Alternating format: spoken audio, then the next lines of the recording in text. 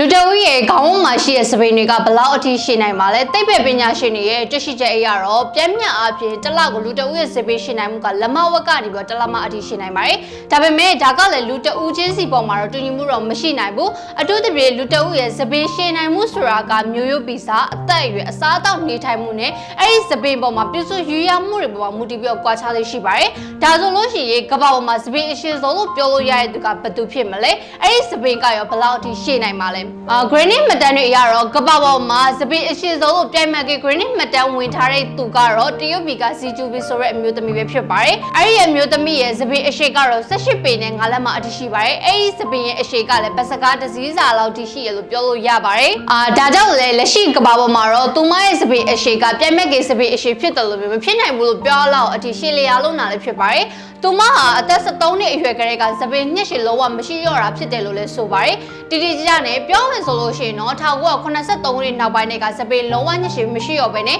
2004ခုနှစ်မေလမှာတိုင်းတာကြီးအခါမှာတော့သူမရဲ့စပိန်အရှိက18ပေနဲ့9လက်မကျော်အထိရှိနေရလဲဖြစ်ပါတယ်။သူမအနေနဲ့အဲ့ဒီစပိန်အရှိကိုနှစ်ပေါင်း30ကျော်မွေးမြူထားတာဖြစ်ပြီးတော့ခေါင်းလျှော့ပြီးလို့အချောက်ခံတဲ့အခါမှာလဲသူမနိုင်ပေါင်းများစွာကြောက်ပြုတ်ရတယ်လို့လည်းဆိုပါတယ်။ဒါကြောင့်လေသူမ2018ခုနှစ် Granite မှတ်တမ်းမှာတော့ကမ္ဘာစပိန်အရှိဆုံးသူအဖြစ်မှတ်တမ်းတင်ကြေးခံထားခဲ့ရလဲဖြစ်ပါတယ်